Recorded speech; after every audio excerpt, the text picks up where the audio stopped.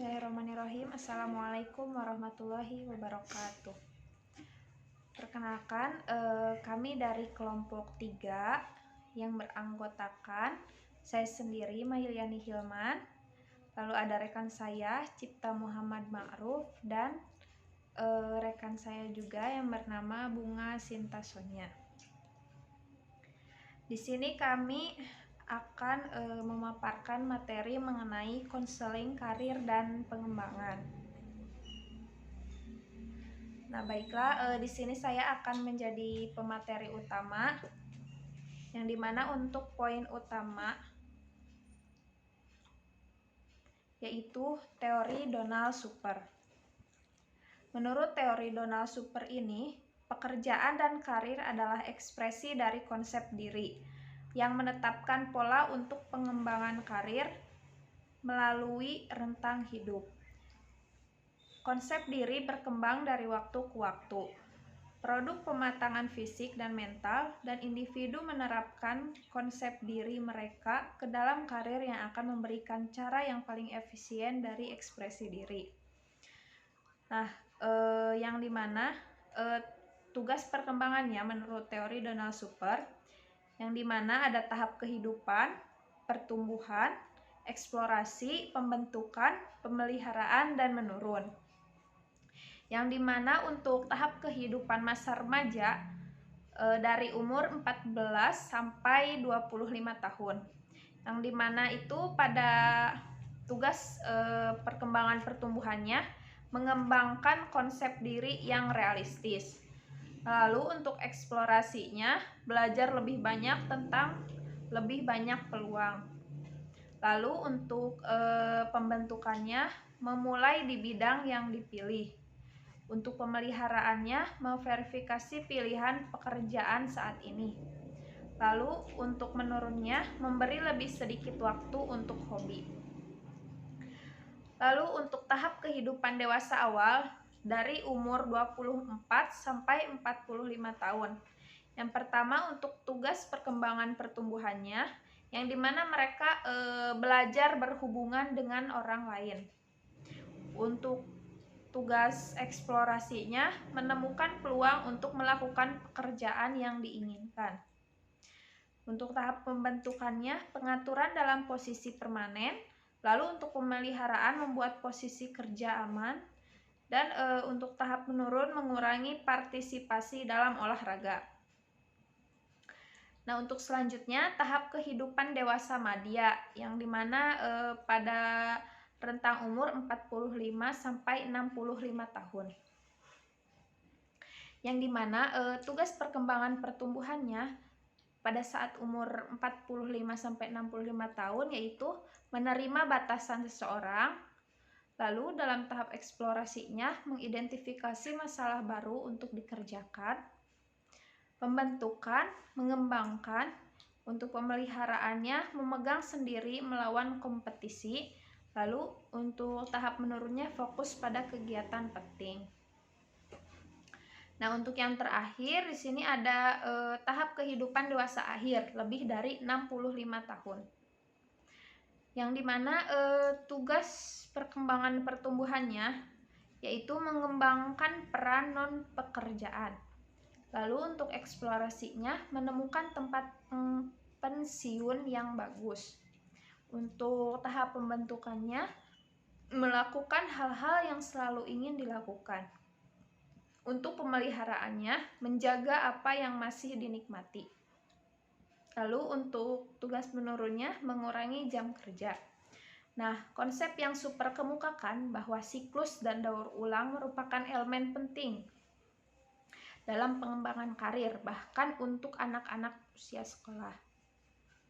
Sering kritikus keberatan dengan konseling karir di sekolah karena mereka percaya memaksa anak-anak untuk memutuskan tentang before day karir, siap untuk melakukannya. Bersepeda dan daur ulang menunjukkan bahwa pengembangan karir sedang berlangsung, bahwa hal itu jauh lebih melingkar dan linear.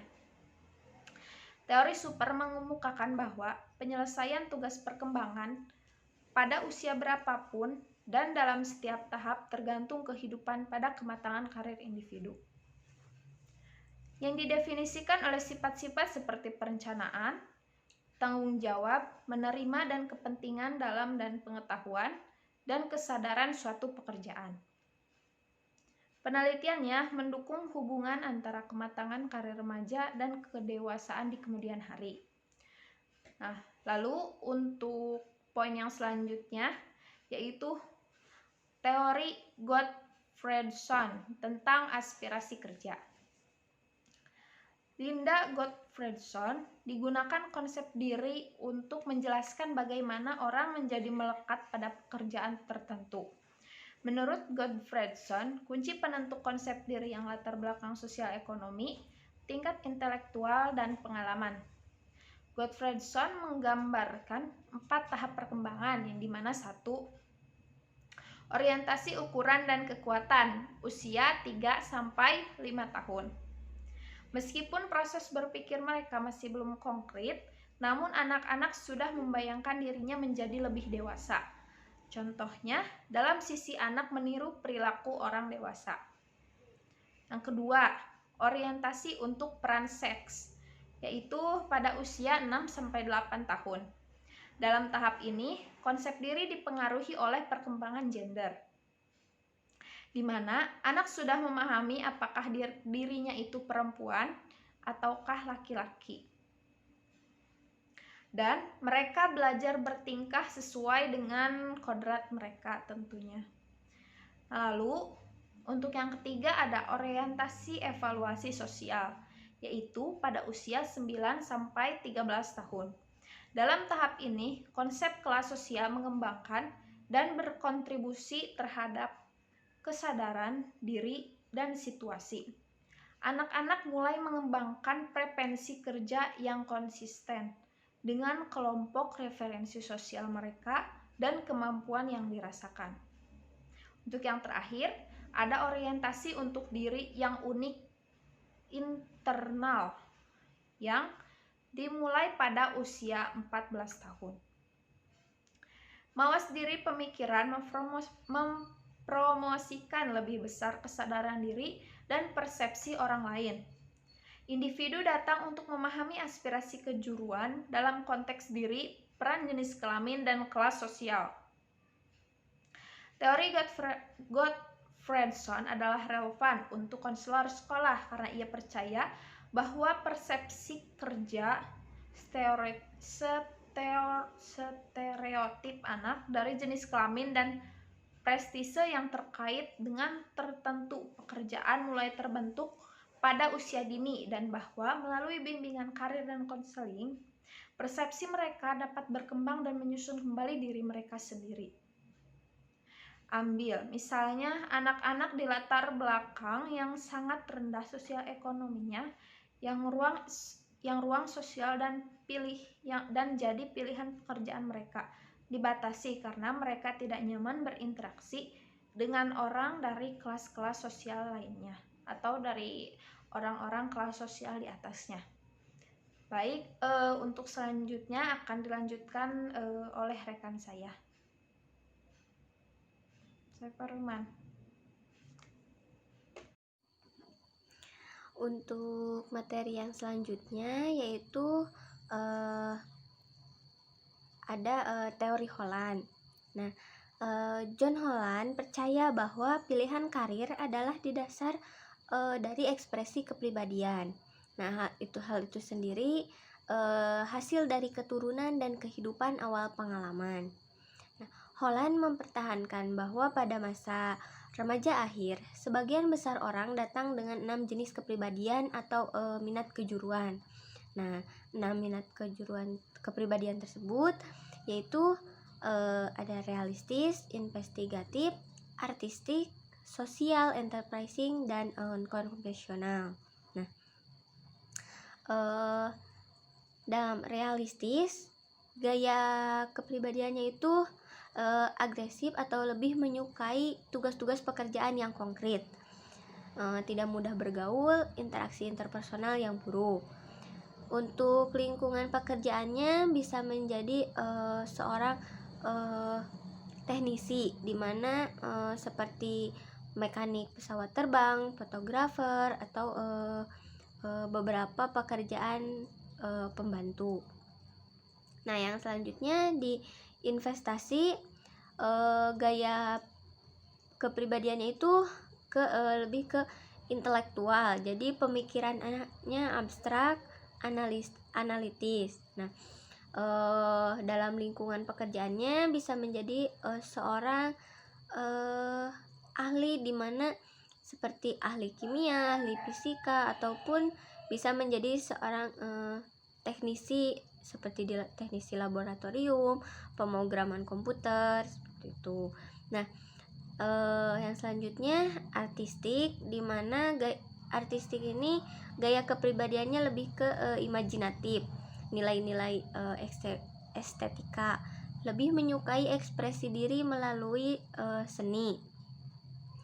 Nah, dalam lingkungan pekerjaannya bisa menjadi seorang artis, guru musik, musisi, ataupun dalam sastranya bisa menjadi seorang penulis ataupun seorang editor. Nah, yang selanjutnya yaitu sosial, di mana gaya kepribadian sosial itu lebih suka berteman, peduli dengan masalah sosial.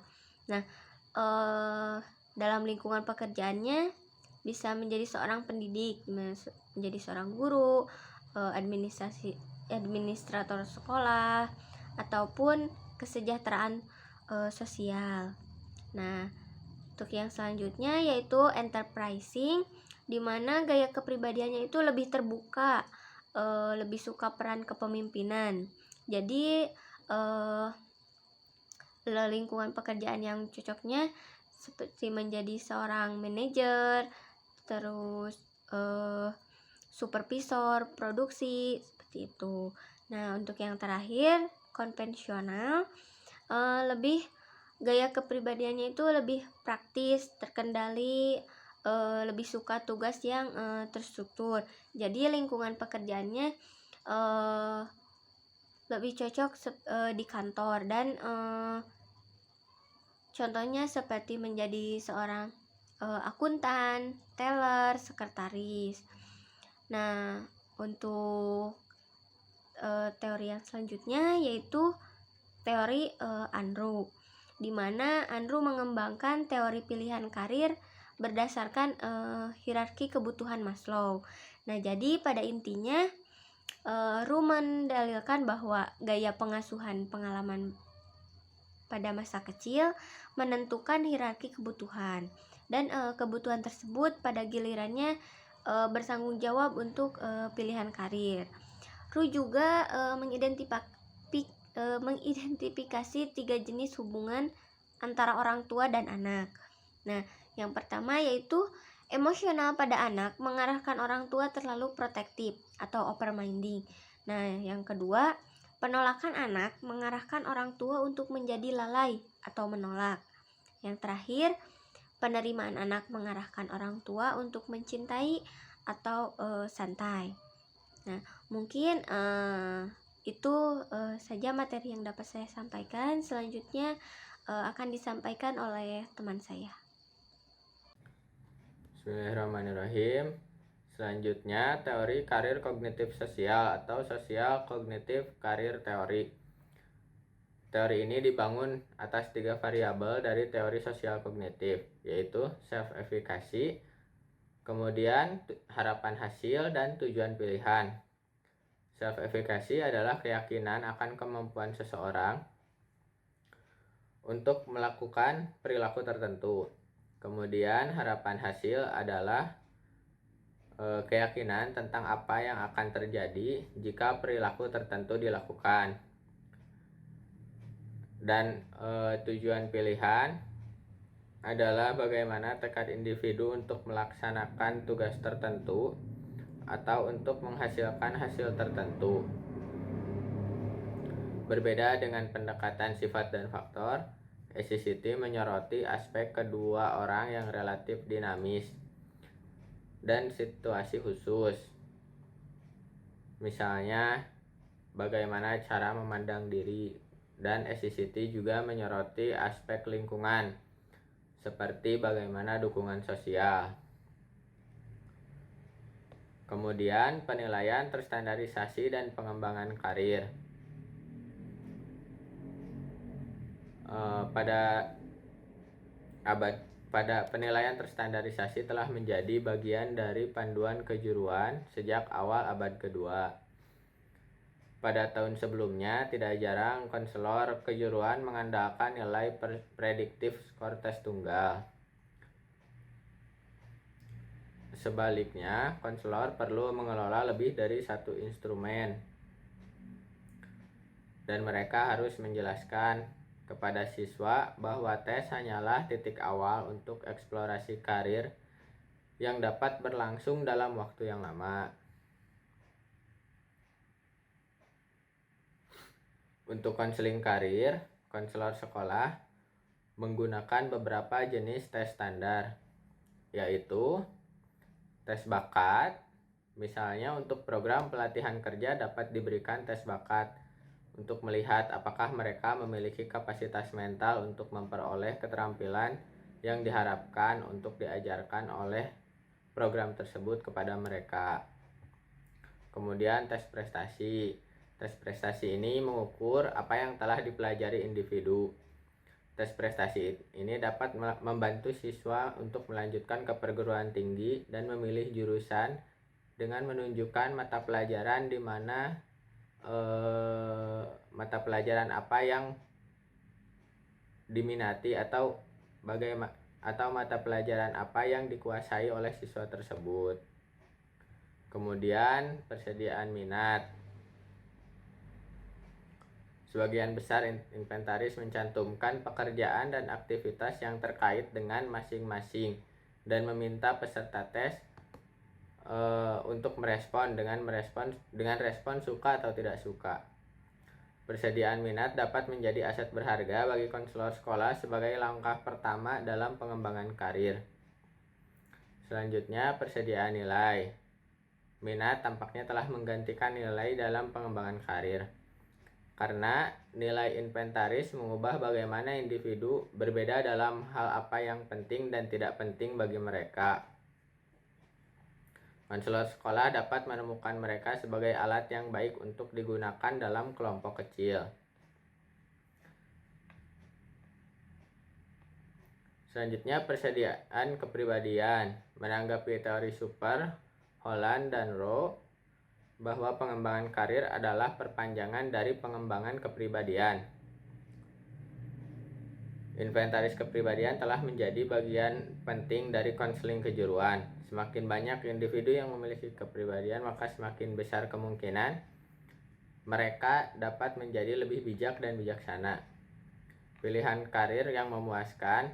Sebagai aturan, konselor sekolah tidak memberikan inventaris kepribadian kepada siswa. Pengetahuan diri merupakan komponen penting dari proses konseling.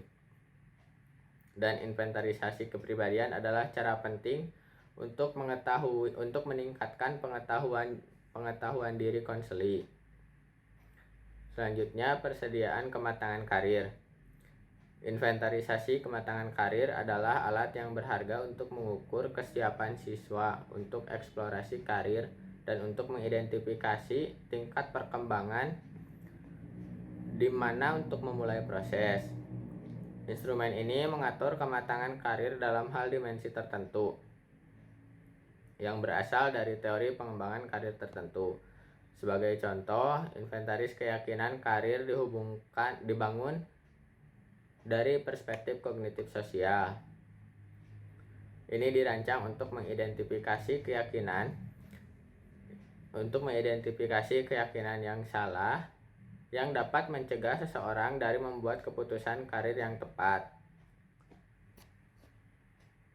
Mungkin sekian yang dapat kelompok kami sampaikan. Mohon maaf apabila ada kesalahan.